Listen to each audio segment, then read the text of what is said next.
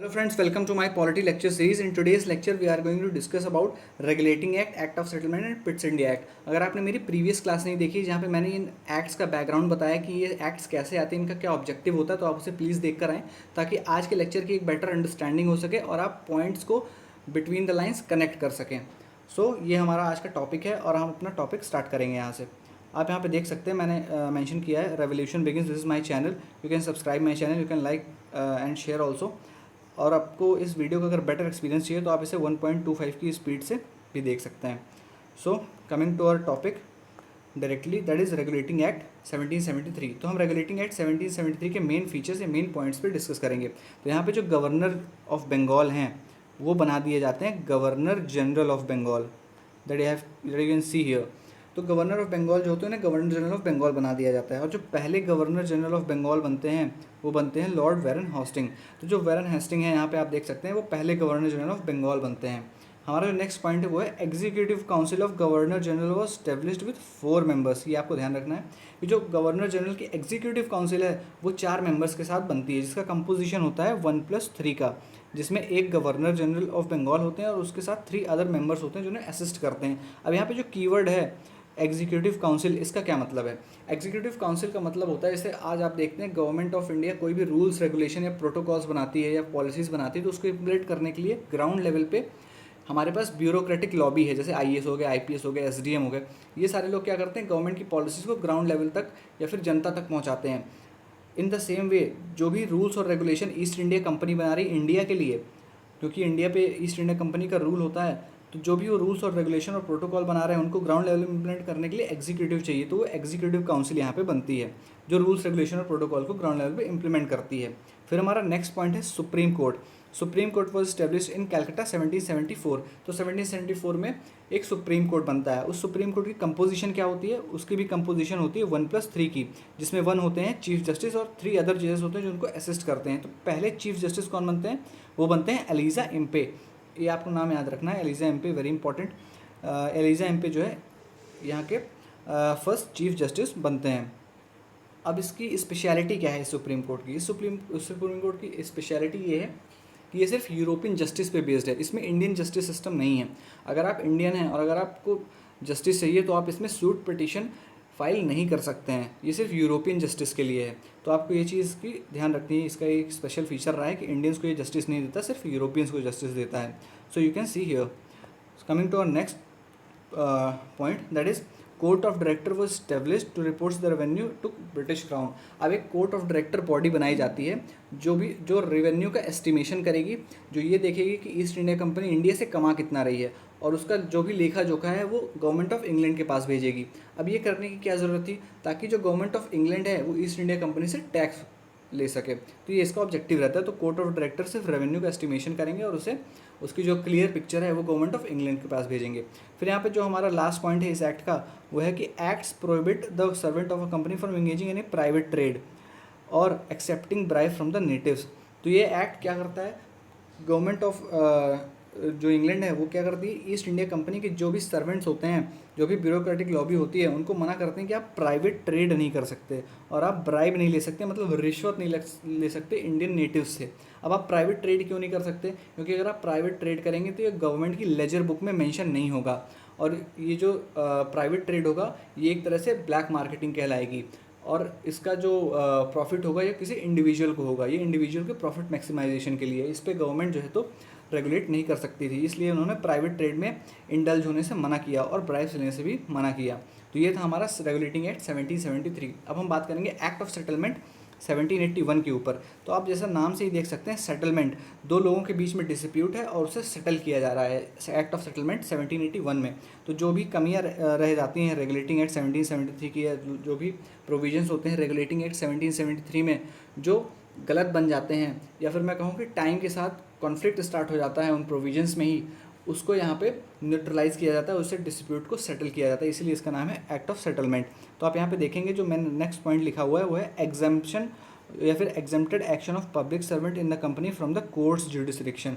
तो यहाँ पे क्या होता है कि जो गवर्नर जनरल ऑफ बंगाल बनते हैं और जो सुप्रीम कोर्ट होता है उन दोनों में आपस में स्ट्रगल होता है. That is called power struggle. वो दोनों एक दूसरे को ओवर पावर करना चाहते हैं, अपनी डोमिनेंसी को क्रिएट करना चाहते हैं. तो ये जो पावर स्ट्रगल है उसमें कॉन्फ्लिक्ट्स के बीच जो है तो ईस्ट इंडिया कंपनी का एडमिनिस्ट्रेशन इंडिया में बहुत ज़्यादा प्रॉब्लम उनको होती है इंडिया को एडमिनिस्टर करने में, क्योंकि सुप्रीम कोर्ट अपने रूल बना रहा होता है और गवर्नर जनरल ऑफ बंगाल अपने रूल बना रहे होते हैं। इसलिए ये जो कॉन्फ्लिक्ट है इसको सेटल करने के लिए गवर्नमेंट ऑफ इंग्लैंड ने कहा कि जो कोर्ट का जुडिसडिक्शन है वो गवर्नर जनरल ऑफ बंगाल के ऊपर नहीं रहेगा। जो गवर्नर जनरल ऑफ बंगाल का ऑफिस है वो सुप्रीम कोर्ट के जुडिसडिक्शन के बाहर हो जाएगा। तो यहाँ पे आप पहला देखेंगे first attempt in India to separate executive from the judiciary.